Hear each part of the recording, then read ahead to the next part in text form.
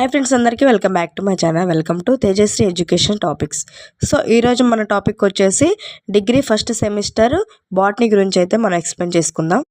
So దీంట్లో వచ్చేసి 2023లో రాసినటువంటి మన బాటనీ మోడల్ పేపర్ని అయితే మనం ఇప్పుడు ఎక్స్ప్లెయిన్ చేసుకుందాం. సో దీనికి సంబంధించి నేను పేపర్ని అయితే మీకు చూపిస్తాను. సో ఇక్కడ చూసినట్లయితే మనకి క్వశ్చన్ పేపర్ అనేది అయితే ఇలా ఉంటుంది. మనకి ఫస్ట్ 4 మార్క్స్ క్వశ్చన్స్ వచ్చేసి 12 ఇస్తారనమాట. అందులో మనం 8 రాయాలి, అంటే 4 చాయిస్ అనమాట. ఈచ్ వన్ క్వశ్చన్కి వచ్చేసి 4 మార్క్స్ ఉంటుంది, మొత్తం 32 వస్తాయి. ఇక్కడ పార్ట్ ఏ. సో ఇక్కడ ఫస్ట్ వన్ వచ్చేసి మైక్రోప్లాజ్మా, అలాగే సెకండ్ వన్ వచ్చేసి బ్యాక్టీరియా ఫాజ్, థర్డ్ వన్ వచ్చేసి ప్రతికోణీయ ఆకుపచ్చ తెగుళ్ళు, ఫోర్త్ వన్ వచ్చేసి జీవన ఎరువులు, ఫిఫ్త్ వన్ వచ్చేసి కారన్యూక్యూల్, సిక్స్త్ వన్ వచ్చేసి సమరూప ఏకాంతర జీవన దశలు, సెవెంత్ వన్ వచ్చేసి ఈస్టులు, అలాగే ఎయిత్ వన్ వచ్చేసి పాక్సినియా యూరిడోస్పోరులు, నైన్త్ వన్ వచ్చేసి లైకెల్ల ఆర్థిక ప్రాముఖ్యత, 10th వన్ వచ్చేసి మార్కాంటియా జెమ్మకప్, 11th వన్ వచ్చేసి ఈక్విజిటం శంకువు నిలువుకోత అనమాట. అలాగే లాస్ట్ వన్ 12 వచ్చేసి భిన్నసిద్ధ బీజత. సో ఇవి వచ్చేసి అనమాట 4 మార్క్స్ క్వశ్చన్స్. అలాగే లాంగ్ క్వశ్చన్స్ కూడా చూద్దాం. సో పార్ట్ బిలో చూసినట్లయితే లాంగ్ క్వశ్చన్స్ అనమాట. సో ఇది ఒక క్వశ్చన్ వచ్చేసి 12 మార్క్స్ ఉంటుంది. అలాగే మనం 4 క్వశ్చన్స్ అనేది రాయాలి. సో ఈ పార్ట్లో వచ్చేసి మనకి 48 మార్క్స్ అనేవి వస్తాయి.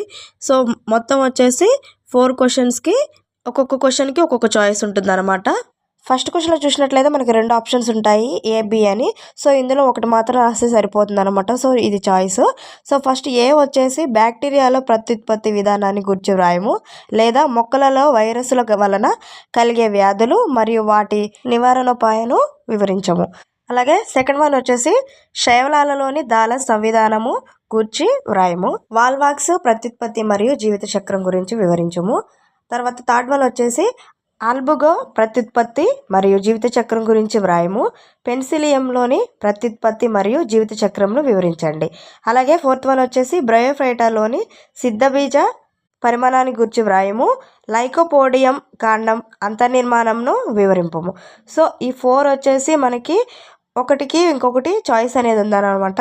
మనకి ఏది ఈజీగా అనిపిస్తే అది రాయొచ్చు. సో చాయిస్లో కూడా రాయాలనుకుంటే రాయొచ్చు, ఎవరి ఇష్టం వాళ్ళది. సో ఈ పేపర్ వచ్చేసి కేయూ యూనివర్సిటీ వాళ్ళదనమాట. ఏ యూనివర్సిటీ వాళ్ళైనా సరే దీన్ని ప్రిపేర్ అవ్వచ్చు. ఓకే ఫ్రెండ్స్, ఈ పేపర్ని బట్టి అయితే మీరు ఈ క్వశ్చన్స్ సంబంధించింది మంచిగా నేర్చుకొని అయితే ప్రాక్టీస్ అవ్వండి.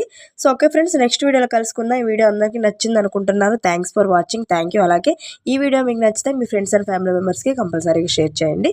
అలాగే మొదటిసారి చూస్తున్నట్లయితే సబ్స్క్రైబ్ చేయడం మర్చిపోవద్దు. Thanks for watching.